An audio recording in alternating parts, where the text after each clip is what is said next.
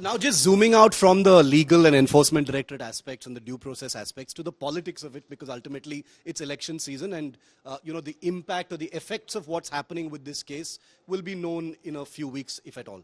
Preeti, zooming out now onto the election, the Aam Aadmi Party is obviously fire and brimstone as far as Arvind Kejriwal is concerned, justifiably so. Politically, how do you see this playing out for the Aam Aadmi Party as far as the elections are concerned? And for the opposition as well, because at the recent rally, Arvind Kejriwal was that, that centerpiece. Well, Shiv, if you look at it, in terms of politically how it pans out for the Aam Aadmi Party, it's already started. You've seen their press conferences, and what they're going to go to town with is very, very simple and clear. They're going to take the observations of what happened in court today. Number one, they're going to say there's no money trail.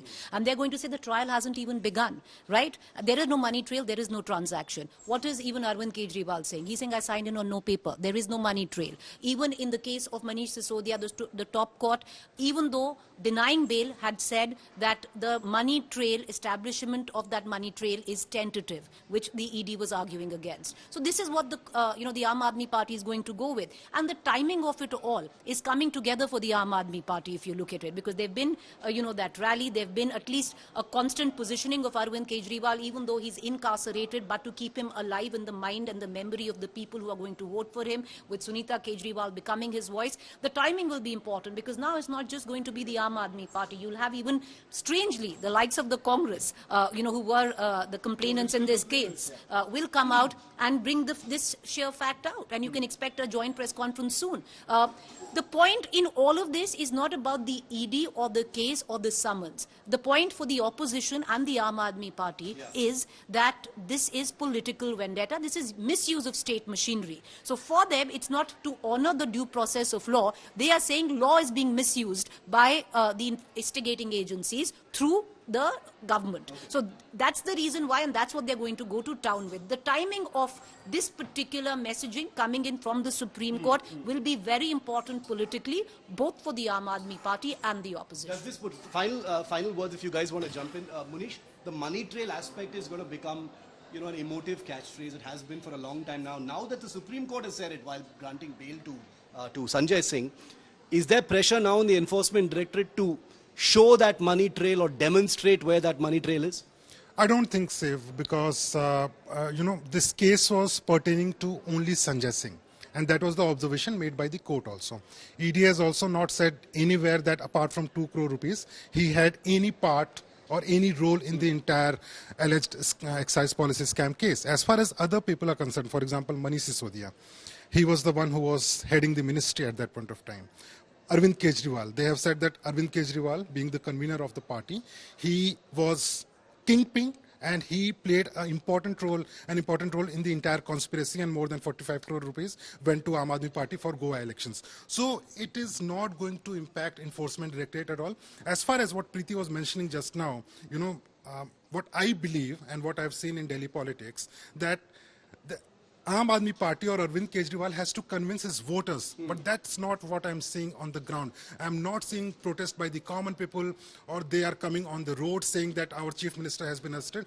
I have not seen anywhere, and no big uprising. No big uprising so far I've seen. So I don't think it is happening for Aam Aadmi Party also. Do you think that's a sign of things to come as far as the election is concerned? You said that sympathy is complicated. Sure enough, whatever be the details of the case, I think a perception has already been established that, and if it was any other leadership, I don't think it would have hurt as much, because it's Arvind Kejriwal, who always portrayed to be this really staunch, honest alternative to politics in India.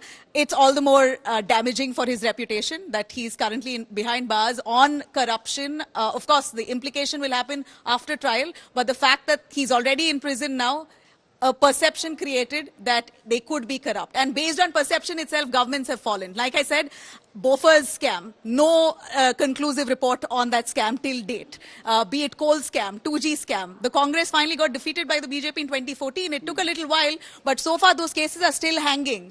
But the damage is done. For the fact that he removed Manish Sisodia and Satinder Jain from the ministry, but as far as he is concerned, he is not going to. Yeah, we'll have to do a completely separate democratic newsroom on the Game of Thrones within the Aam Aadmi Party, and Preeti will have to be here for that. But Akshita, last word to you.